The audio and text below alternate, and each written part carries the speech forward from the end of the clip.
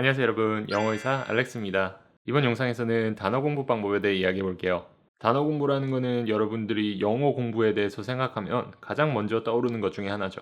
한국의 영어 공부 방법이 문법과 단어 위주로 발달된 건 여러 가지 이유가 있지만 제 생각에 가장 큰 이유 중에 하나는 영어 공부라는 게 선생님들 위주로 발달했기 때문이에요. 영어에 하는 선생님들 본인도 잘하시는 분들이 많지 않고 학생들 실력에 대한 객관적 평가가 힘들기 때문에 객관적인 평가가 상대적으로 쉬운 문법과 단어 위주로 공부 방법이 발달한 거죠. 그래서 한국적인 영어 공부를 아무리 열심히 해도 영어 회화는 할 수 없게 되는 말도 안 되는 상황이 벌어졌습니다. 제가 이번 영상에서 영어 회화 실력 향상을 위한 최고의 단어 공부 방법에 대해서 이야기해 드릴게요. 저번 영상에도 언급했지만 의료계와 교육계의 가장 큰 문제는 실천할 수 없는 방법들을 해결책으로 제시해 주는 거라고 말씀드렸습니다. 저는 상식적이고 여러분들이 쉽게 따라할 수 있는 공부 방법을 제시해 드리는 게 목표예요. 왜냐하면 저는 한국에서 영어 공부를 할 때 항상 벽을 만난 것 같았어요.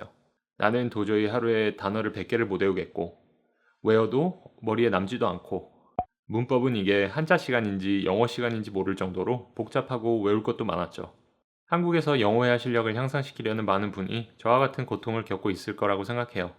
그럼 본론으로 들어가서 지금까지 여러분들이 들어온 단어 공부에 대한 속설은 뭐가 있나요?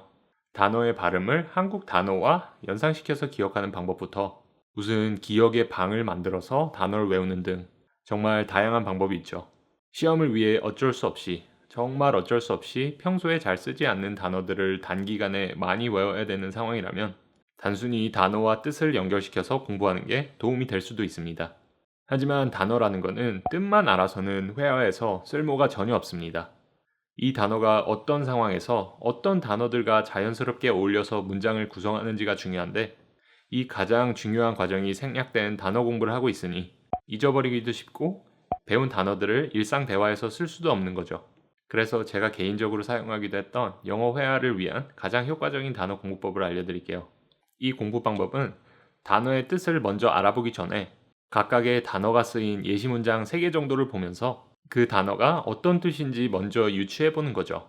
그 과정에서 문장을 번역을 하면서 단어가 어떤 상황에서 쓰인지를 분석해 보고 그 상황을 떠올리면서 그 단어의 이미지를 몸에 각인시키는 겁니다. 예를 들어서 carcass라는 단어를 공부한다고 생각해 보세요. 뜻을 찾아보기 전에 After hunting, he had to drag the heavy carcass of the deer he killed back to his cabin 이라는 문장을 통해서 carcass라는 단어의 뜻을 유추해 보세요. 문장을 다시 한번 천천히 읽어 드릴게요. After hunting, he had to drag the heavy carcass of the deer he killed back to his cabin. 이 문장을 carcass라는 단어의 뜻을 모르고 번역하게 되면 사냥 후에 그는 그가 죽인 무거운 사슴의 땡땡을 산장으로 끌고 돌아가야 했다 라고 번역이 되는데 여기서 가장 자연스럽게 유추할 수 있는 뜻이 뭘까요? 맞습니다. 사슴과 같은 동물의 사체를 뜻하는 단어가 carcass입니다. 머릿속에 사냥꾼이 사슴의 사체를 끌고 산장까지 가는 모습이 잘 상상이 되시나요? 그리고 나서 그 단어를 사용해서 최소 3개의 문장을 만들어 보는 게 최고의 단어 공부 방법이라고 생각합니다. 이렇게 공부하면 단어의 뜻이 머릿속에 훨씬 더 잘 남고 실제 상황에서 그 단어를 사용하는데 더 자신감을 가질 수 있습니다. 예시 문장을 찾는 법은 구글에서 단어를 검색하면 그 단어가 들어간 문장을 쉽게 찾을 수 있어요. 예시 문장을 번역하면서 단어가 어떤 뜻으로 어떤 상황에서 쓰였는지 체득하세요. 정말 본인이 그 한 단어를 이해하고 사용할 수 있을 때까지 예시를 찾으면서 하나의 단어 공부에 집중하는 게 중요합니다. 진정한 영어 실력 향상을 위한 단어 공부는 양보다 질이라는 걸 기억하시고요.